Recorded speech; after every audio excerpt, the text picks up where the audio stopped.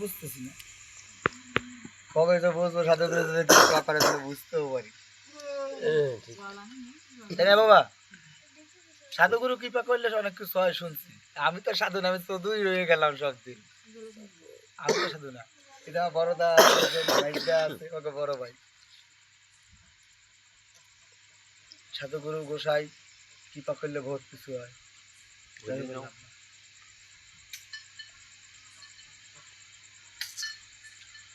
আমি একদিন এক বাবাকে জিজ্ঞেস করছিলাম, ওয়াজ করতেছে, ওয়াজ করে তিনি, তার নাম হচ্ছে সুমন,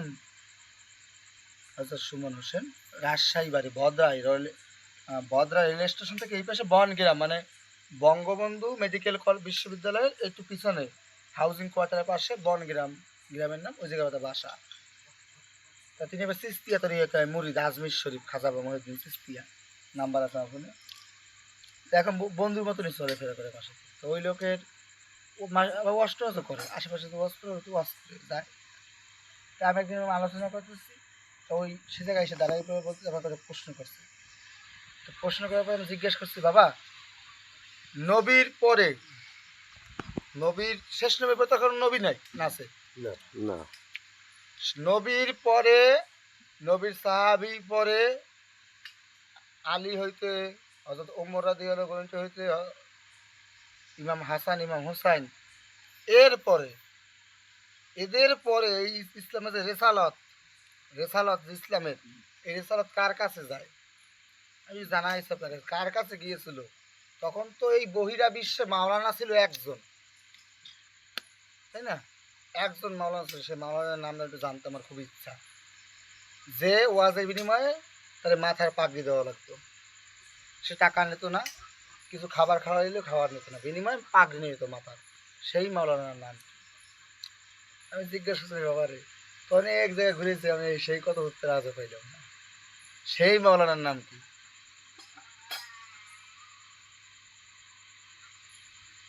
হয়েছে? অজ্ঞানী মানুষ কিছু জানি না, মূর্খ মানুষ, বেদে বলে মাফ করবেন, নিজ গুণে কৃপা করবেন। যাদের পান সেবা নেই তাদের পান সেবা দেওয়া যায়, পান সেবা। সেই মাওলানার নাম আমরা শুনেছি, আমাদের শিক্ষা হুজুর যিনি ছিলেন হযরত নিজাম শাহ, আমার শিক্ষা হুজুর কিন্তু ইসলাম ধর্মের, আমার শিক্ষা গুরু যিনি হযরত নিজাম শাহ, তিনার বাড়ি বারাসাত। তার পীর সাহেবের নাম হয়েছে হযরত মতিউর শাহ, মতিউর শাহের নাম হচ্ছে হযরত আলিম শাহ, আলিম শাহের পীর সাহেব হচ্ছে খাজা বাবা আজমিরের। তা আমার পীর সাহেব একটা কথা বলছেন শিক্ষাগুরু, যে সেই মাওলানার নাম হয়েছে ফাকিজ জিয়াউদ্দিন রেহমাতুল্লাহ আলাহি, ফাকিজ জিয়াউদ্দিন রেহমাতুল্লাহ আলাহি, সেই আমলে বড় মাওলানা ছিলেন। তারপরে আসলেন হযরত জালালউদ্দিন রুমি, মাওলানা জালালউদ্দিন রুমি। তারপরে হাফিজ জিয়াউদ্দিন রহমাতুল্লাহ আলাইহি ওফাতের পরে তিনি আসলেন। কিন্তু এত কিছু আমি বুঝতে চাই না, মাতা পিতার সেবা করতে হবে, মাতা পিতাকে ভালোবাসতে হবে, সদা সত্য কথা কইতে হবে, সৎ পথে চলতে হবে, পর স্ত্রীকে মায়ের জ্ঞান দেখতে হবে, পর পুত্রকে পিতার সমতুল্য জ্ঞান করতে হবে, জীবকে ভালোবাসতে হবে, কারো জন্মের নিন্দা করা যাবে না, কাউকে কষ্ট দেওয়া যাবে না। এতটুকু বোঝার চেষ্টা করি, এতটুকু বুঝি, এর বেশি আমি বুঝতেও চাই না, জানতেও চাই না। এতটুকুই আমি চেষ্টা করি ধরে রাখার জন্য।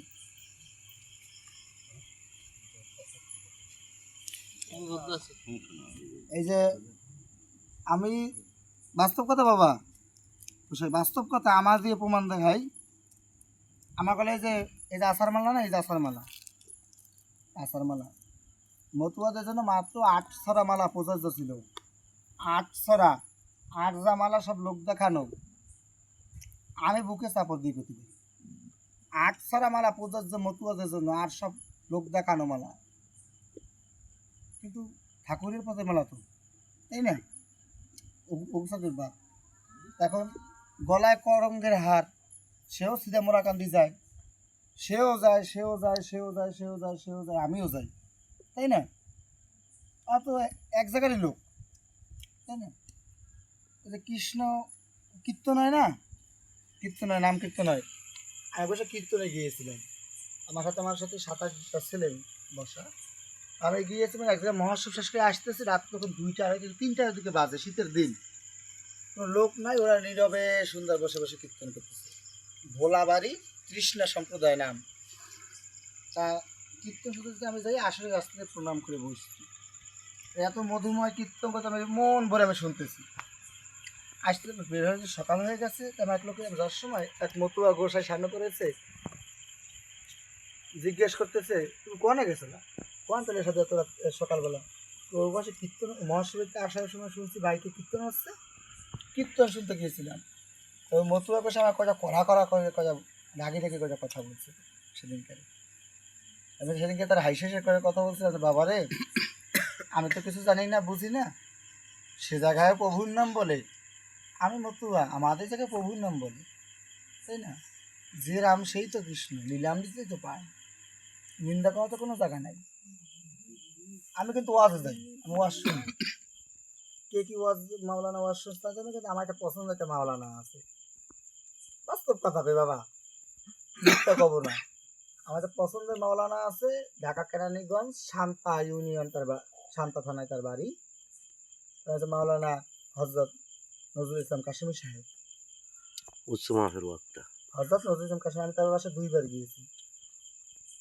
মানে আমি আপনাদের রাজনীতিকে নাম তো জানি না, ওই নিপুণ রায়, বাবু গয়েশ্বর রায় চৌধুরী, তারপরে আরেক জিয়ার বডিগার্ড এসেন কামরুজ্জামান সাহেব, ওসব লোকের কাছে হালকা তো চাই। তা ওই আমি রাজনীতি করি না, আমি তো সাধারণ মানুষ, সত্যি কথা কানে ধরে কই। ওই যখন আমি বাসায় যখন 2বার তার বাসায় গিয়েছি, তিনি যদি আমি সাবাই যদি ঢাকায় যদি ঢুকি, সাবাই যদি যখন থাকি, যদি শুনি যে আশেপাশে মৌলানা কাশিমি হুজুর আসতেছে, আমি দৌড় করে চলে যাই তার ওয়াজ শোনার জন্য। মানে কেন জানি আমার তার ওয়াজ খুব ভালো লাগে, কেন জানি।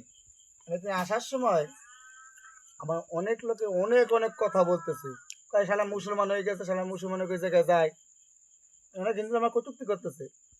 আমি বলতেছিলাম সেদিনকারে, মুসলমান তো সেই জন ব্যক্তি যেজন আত্মসমর্পণ করে। মুসলমান কথার মানে হচ্ছে আত্মসমর্পণকারী, তাই না বাবা? যেজন আত্মসমর্পণ করে তিনি তো মুসলমান। আমার এই জীবন যৌবন দেহ মন প্রাণ 7 বছর বসে কালে খাবার নিরার পায়ে আমি দান করছি, আমি তো আত্মসমর্পণ একজন করছি। আমার মুসলমান তো বাকি কোন জায়গায়? আমার হিন্দুরাও মায়ের সাথে পক্ষে, মুসলমানরাও পক্ষে।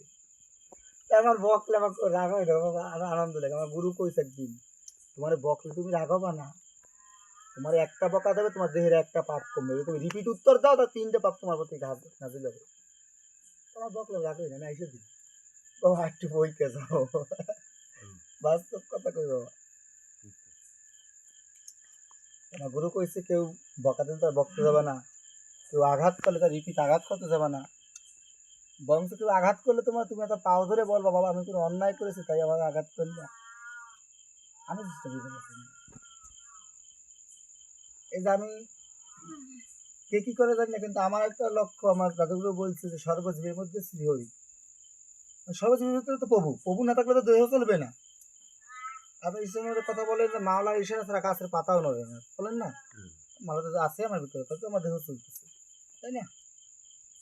তা আমি ওই কুকুরে প্রণাম করতে পারি, আমার বাজে না লাগে। কারণ তারেও যে তৈয়ার করেছি, আমারও সে তৈয়ার করেছি।